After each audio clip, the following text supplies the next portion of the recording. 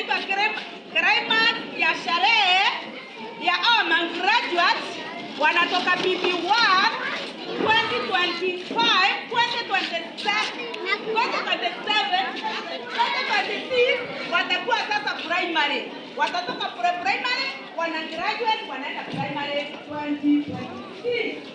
Kwa hivyo huyo anapitiliana akuja kusomee, maana mwalimu ametengeneza nao watoto. Ningependa mwalimu asome halafu viongozi hao watoto, maana hata watoto wanakuweka na prefect. Kwa hivyo mwalimu, nataka usimame hapa.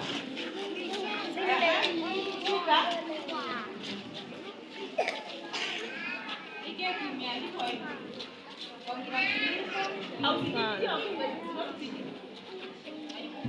Sawa. Congratulations PP2 2025.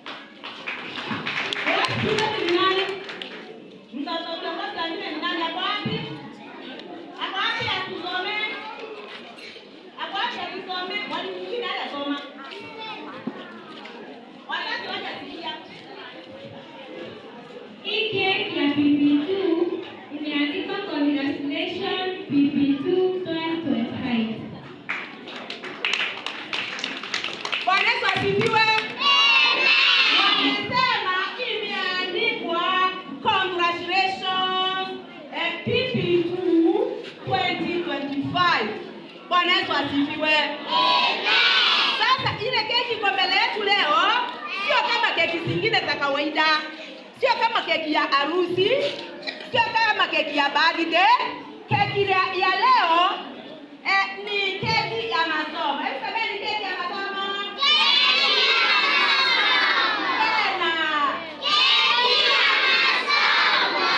Wazazi tunakata keki ya nini? Kuna wakati watoto huwa wanaimba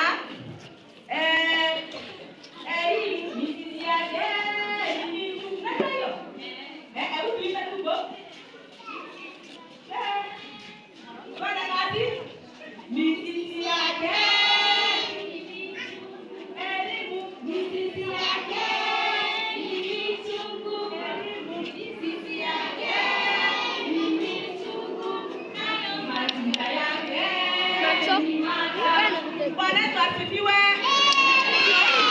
Elimu, mizizi ya elimu inakuanga michungu. Maana mtoto unamwamsha asubuhi, hata usingizi haujaisha, unabeba tu amefunga macho. Wakati alikuwa anaanzia, anakwambia mami mimi sitaenda. Kwa hiyo mizizi michungu. Anaambiwa afanye homework mingi. Mara nyingine unakaa mtoto mpaka hata saa 3. Anaruka asubuhi.